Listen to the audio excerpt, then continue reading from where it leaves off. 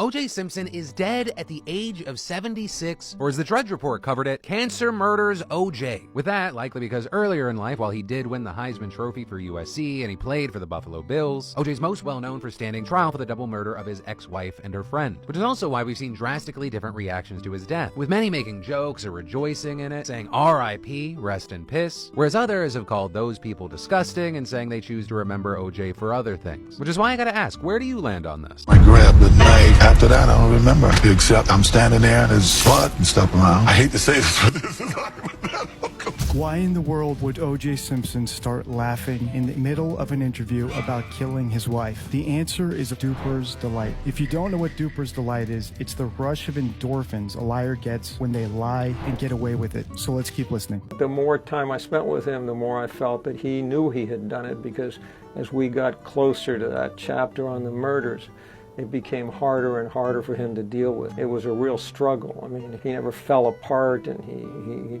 didn't cry, but he was, he was angry and worked up as we got to that chapter. He kept saying, I hate this chapter, I hate this chapter, do we have to do this chapter? And I said, that's the only reason we're doing the book. As we got deeper into sort of the marital issues and the abuse, he was just getting angrier and angrier and, saying they turned me into the poster boy for wife abuse, and he basically was murdering her character in the book. Everything that went wrong in the marriage was her fault, and there was this sort of weird sense that he was saying, if I did it, she had it coming, and that was really chilling to me. O.J. Simpson, former football star and longtime escapee of justice, died of cancer on April 10, 2024. His trial was famous, and remains so today, for two major reasons. That he avoided conviction despite being obviously guilty, and that it occurred during the same period as racial tensions were rising, creating very unique circumstances. As a result, the trial was highly politicized, and even today remains viewed as a racial issue instead of as a femicide. Many argue that Nicole Brown Simpson's murder would not have garnered the attention it did if she were a black woman. That is likely true. Domestic abuse is common in the black community, as according to the National Coalition Against Domestic Violence, more than 40% of black women have experienced intimate partner physical violence, intimate partner sexual violence, and/or intimate partner stalking in their lifetimes. And more than half of black adult female homicides are related to intimate partner violence. More about the victim of a deadly domestic violence shooting on New Year's Day in Limestone County. Athens police say 26-year-old Alexis Garth died at Huntsville Hospital after being shot around 4 in the morning. New at 10, while the investigation is ongoing, we are hearing from Alexis's sister in an interview you'll see only on Way 31 News. Way 31's Brittany Harry reports from Athens. Tonight, the family's still very much processing Alexis Garth's death. The 26-year-old died after she was shot multiple times by a man she once loved. How he spoke, he loved my sister. So no, I didn't think it would come to this point at all. I didn't. Miracle Scott is Alexis Garth's younger sister. She says she last saw her sister about an hour before she was shot. She was a light, very family oriented, a great friend. You could talk to her about anything. She could light up a room by just walking in, a beautiful smile. Just an all around good person. Definitely somebody who didn't deserve to die like this. While the attention of the media and reaction by the police are undoubtedly due some blame, another aspect is the intersection of race and gender. In short, Coburn Place attributes this reaction in part to the heightened danger of involving law enforcement, as black women also don't necessarily want to turn an abusive partner into law enforcement. I've been told personally by a survivor they can't get help because they don't want their partner to become a statistic, says Johnson. There's a genuine and legitimate fear that if they call the police, their partner could be killed or they, as a survivor, could be killed. Additionally, the role of religion leads to closed mouths and kept secrets. In a layered look at domestic violence in the black community, this is attributed to the role of the church in black communities. We take things to God, says Willett, and sometimes in black culture it's looked down upon when you ask for help. You lean on your support systems. You don't let others know what's going on inside of your home. That's what your church family is for. That's what God is there for. That also leads to why a lot of minorities don't seek counseling or therapy or don't address mental health issues. they would go to a pastor. Summers believes the black church could play a bigger role in talking about what domestic violence is and how it happens, and then sharing the resources available to women in abusive relationships. Speaking personally, from women I know and have worked with, yes, you're told by leadership in the church that you don't air your dirty laundry, says Johnson. That's not to say there aren't some wonderful church leaders and members who are there day one to drive someone to a shelter or fill out a protective order. But historically, there have been churches where you pray about it, you don't talk about it, and you stay no matter what, which is dangerous. And that's not just the black church, it's churches across the board, no matter the demographic. We know that African American men are more apt to go to the justice criminal system. And we don't want to send them, even if they shot us in the head, says Summers. We don't trust the police because we don't want to get our man in trouble, but there has to be a way to break that cycle. That the O.J. Simpson trial occurred only 3 years after Rodney King, where a Los Angeles area jury found a group of white officers not guilty of assaulting Rodney King, a black motorist they had been videotaped beating during a police stop. And only a few years after, a Los Angeles judge gave a Korean-American shopkeeper probation instead of prison time for fatally shooting black teenager Latasha Harlins in her store. This led to what law professor Catherine Russell Brown refers to as black protectionism. She notes, "I came to think about it as a way that the people in the black community sort of gave O.J. Simpson a collective racial hug, if you will. There was this idea that one of us is out there in front of the firing squad. We've got to embrace him." She added that this is not a mindset that all black people had. Support and protection for men accused of harming women continues and is reflected in a number of high-profile cases, from former President Donald Trump to singer R. Kelly to rapper Tory Lanez and Belong. I think that for celebrity men to perpetrate femicide, the femicide becomes part of their legend, Gerber said. People, I just want to say, can we all get along? Can we get along? It was March 3rd, 1991. Rodney King's beating at the hands of the police left him with skull fractures, broken bones and teeth, and permanent brain damage. A plumber named George Holliday grabbed a Sony video camera and captured images that were seen around the world. King, who had been drinking and was on probation for a robbery conviction, was stopped for speeding on the freeway, eventually pulling over in Lakeview Terrace just after midnight. The traffic stop turned violent as 4 LAPD officers hit King more than 50 times with their batons.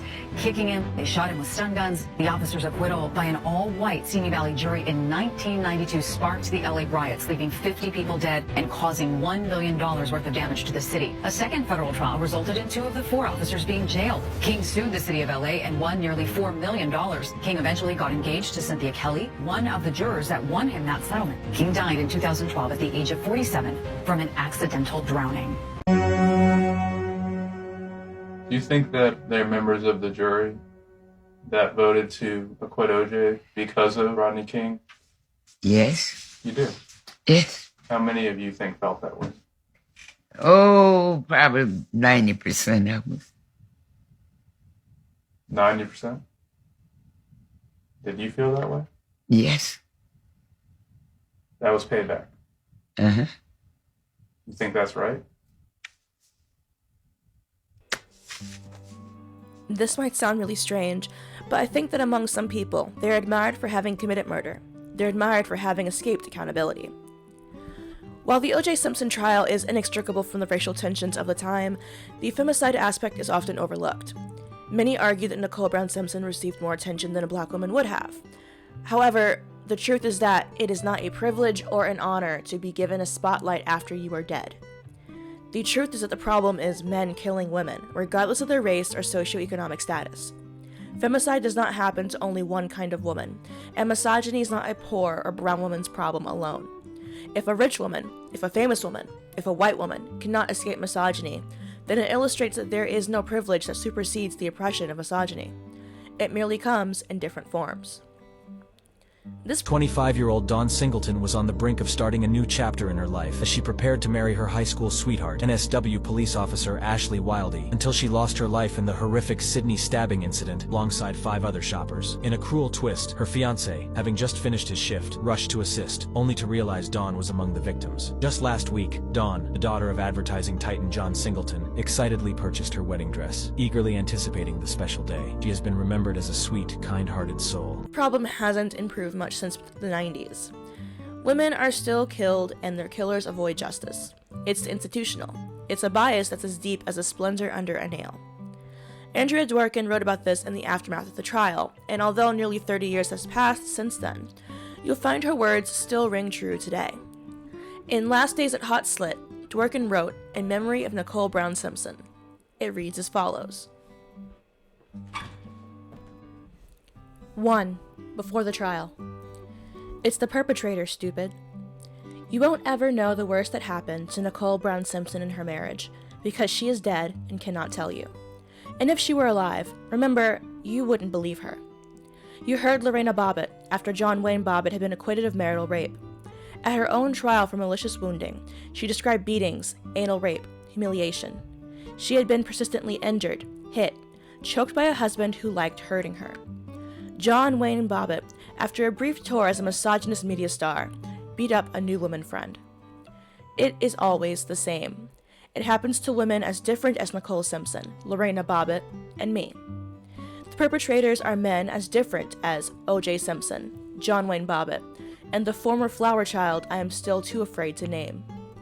There's terror, yes, and physical pain. There's desperation and despair. One blames oneself, forgives him. One judges oneself harshly for not loving him enough. It's your fault, he shouts as he's battering in the door or slamming your head against the floor. And before you pass out, you say yes. You run, but no one will hide you or stand up for you, which means standing up to him. You will hide behind bushes if there are bushes, or behind trash cans, or in alleys, away from the decent people who aren't helping you. It is, after all, your fault. He hurts you more than last time and more than you ever thought possible. Certainly more than any reasonable person should ever believe, and should you be foolish enough to tell. And, eventually, you surrender to him. Apologize, beg him to forgive you for hurting him, or provoking him, or insulting him, or being careless of something of his laundry, his car, his meal. You ask him not to hurt you as he does what he wants to you. The shame of this physical capitulation, often sexual, and the betrayal of your self-respect will never leave you. You will blame yourself and hate yourself forever. In your mind, you will remember yourself, begging, abject. At some point, you will stand up to him verbally, or by not complying, and he will hit you and kick you. He may rape you. He may lock you up or tie you up. The violence becomes contextual, the element in which you try to survive. You will try to run away, plan an escape. If he finds out, or if he finds you, he will hurt you more. You will be so frightened, you think dying might be okay. If you have no money, can't find shelter, have no work, you will go back and ask him to let you in. If you work, he will find you. He may ask you back and make promises filled with repentance.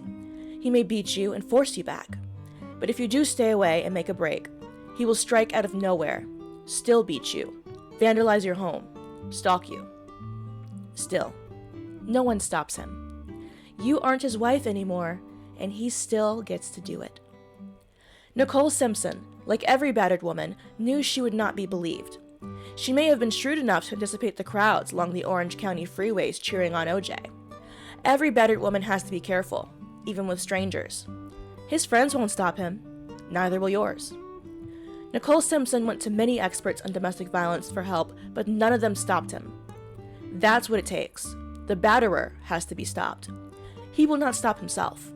He has to be imprisoned or killed, or she has to hide and escape, sometimes for the rest of her life. Sometimes until he finds another woman to love. There is no proof that counseling the batterer stops him.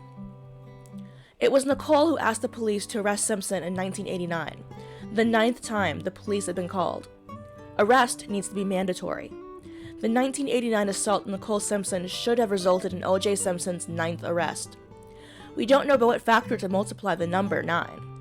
How many episodes of being beaten women endure, on average, per phone call to the police?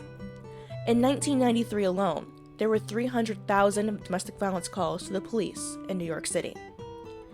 Wife beating is not America's dirty little secret, as the press and Health and Human Services Secretary Donna Shalala say. Feminists have spent 2 decades exposing wife abuse with insistence and accuracy, organizing refuges and escape routes, and changing law enforcement practices so that, increasingly, wife beating is recognized as a violent crime. Wife beating is commonplace and ordinary because men believe they have rights over women that women dispute.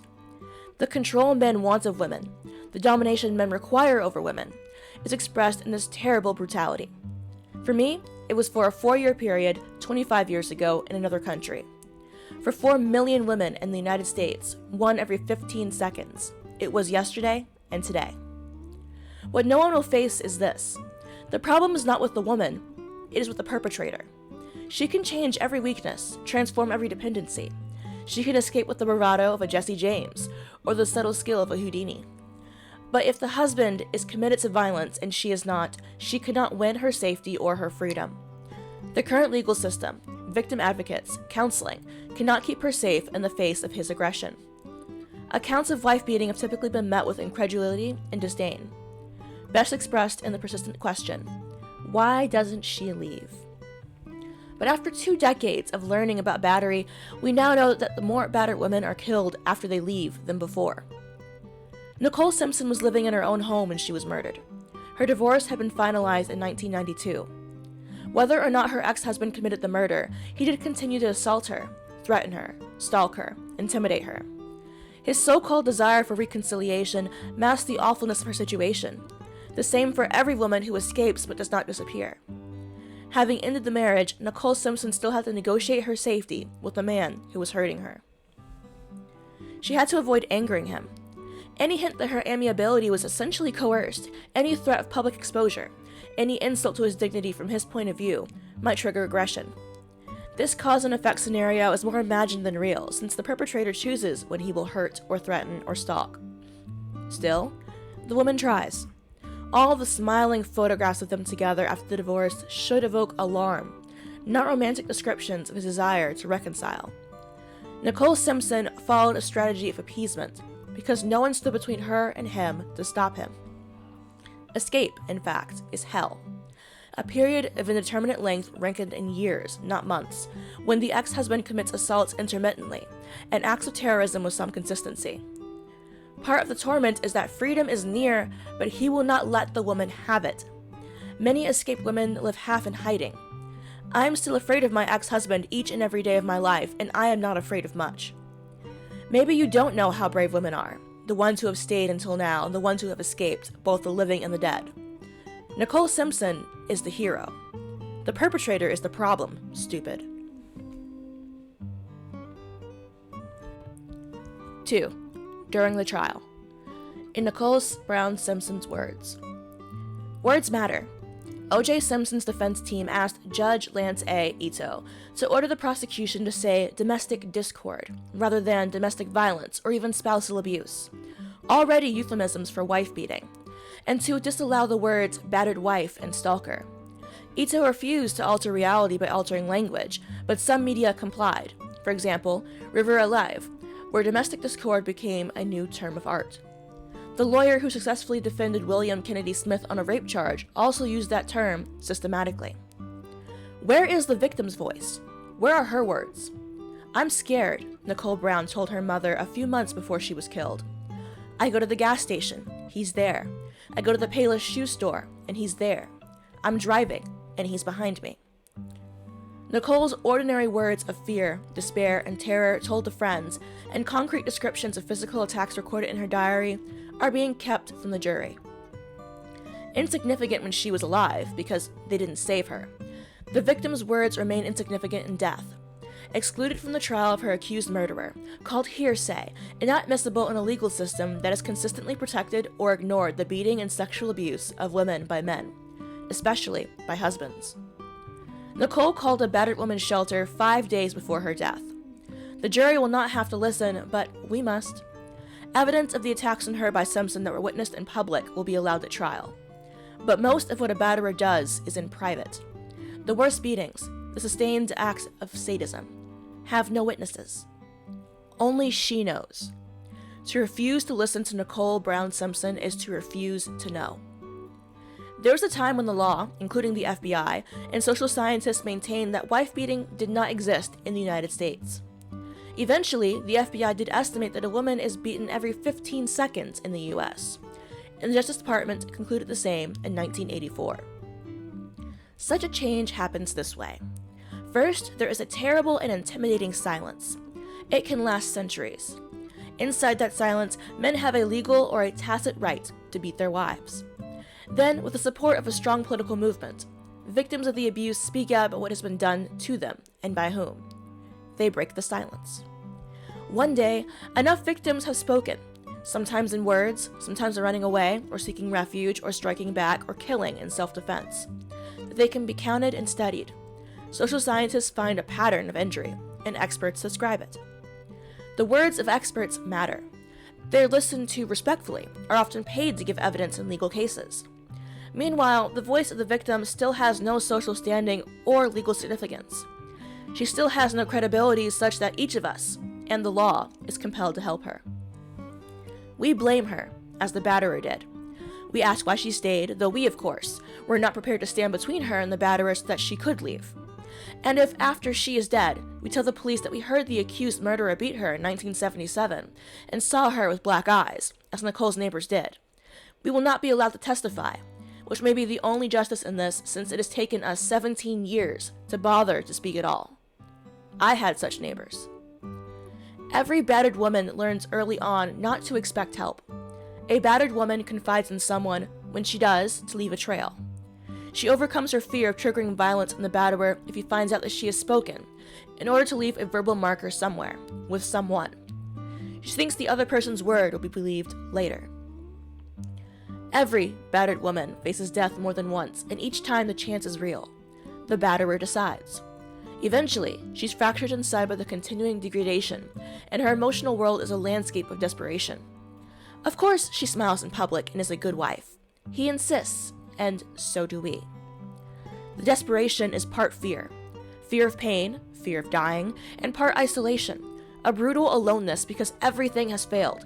Every call for help to anyone, every assumption about love, every hope for self-respect, and even a shred of dignity. What dignity is there, after all, in confessing, as Nicole did in her diary, that OJ began beating her on a street in New York and in their hotel room, continued to beat me for hours as I kept crawling for the door.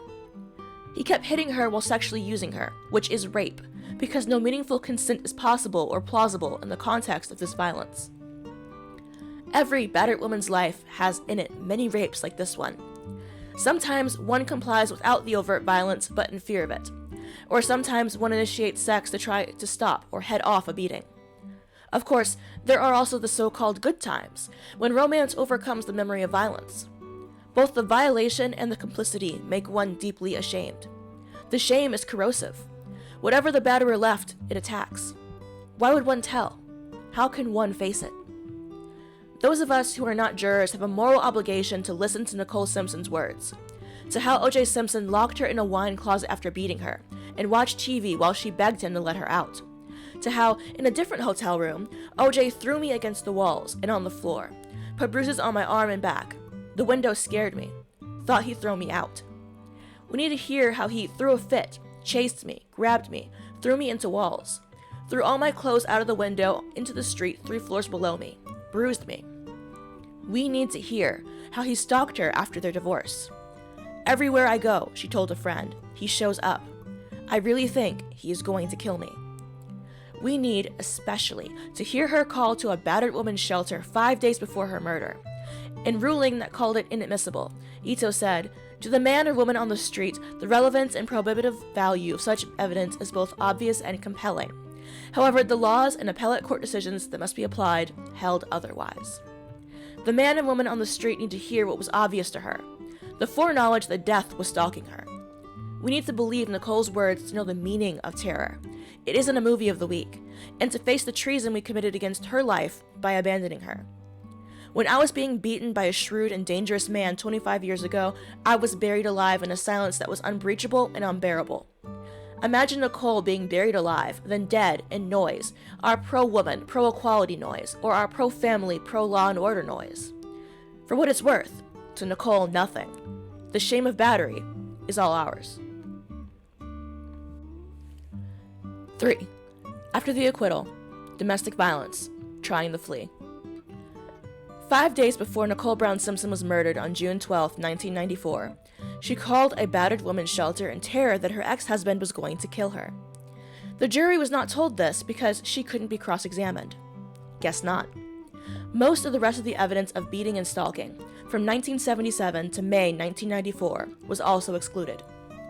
O.J. Simpson had stalked her not once, as represented to the jury, but over at least a 2-year period. Prosecutors have been permitted to introduce 7 incidents of stalking, but they chose to admit only 1 into evidence. The jury, predominantly women, was not responding to the wife abuse evidence, said observers. In fact, during an interview late last week, one woman juror called the domestic abuse issue a waste of time.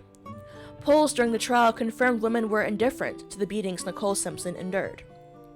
As a woman who escaped an assassin husband and is still haunted by fear and flashbacks, I agreed with Deputy District Attorney Christopher A. Darden that, in 1989, Nicole Simpson knew someday her husband would kill her. She told many people, including her sister Denise, that he'd kill her and get away with it. In fact, you can take a battered woman's knowledge of her abuser's capacity to inflict harm and evade consequences to the bank. But 5 days before Nicole Simpson was murdered, she knew for sure she would die. How? Why? Something had happened. A confrontation, a threatening phone call, an unwanted visit, an aggressive act from Simpson directed at her. She told no one because, after 17 years of torment, she knew that there was no one to tell. The police virtually everywhere ignore assault against women by their male intimates, so that any husband can be a brutal cop with tacit state protection. In Los Angeles, the police visited Nicole Simpson's abuser at home as fans. Remember the video showing Simpson after the ballet recital with the Brown family, introduced by the defense to show Simpson's pleasant demeanor? Hours later, Nicole Simpson was dead. In the video, she is as far from Simpson, physically, as she can manage. He does not nod or gesture to her. He kisses her mother, embraces and kisses her sister, and bear hugs her father. They all reciprocate. She must have been the loneliest woman in the world. What would Nicole Simpson have had to do to be safe?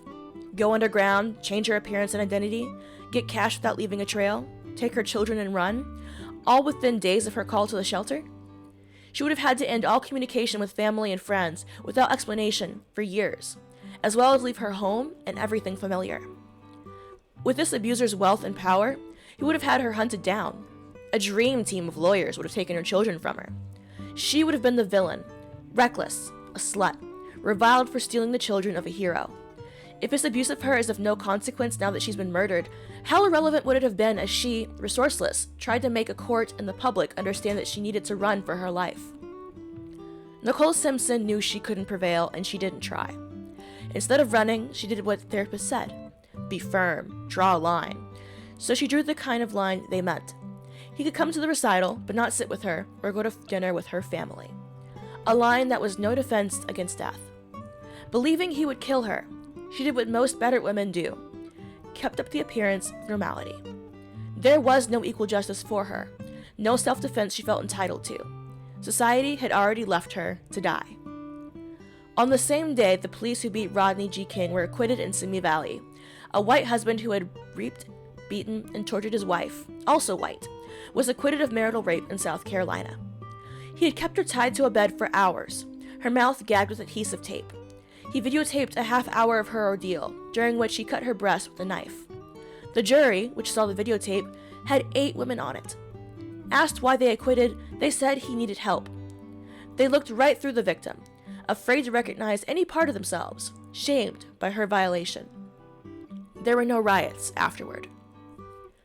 The governing reality for women of all races is that there is no escape from male violence because it is inside and outside, intimate and predatory. While race hate has been expressed through forced segregation, woman hate is expressed through forced closeness, which makes punishment swift, easy, and sure.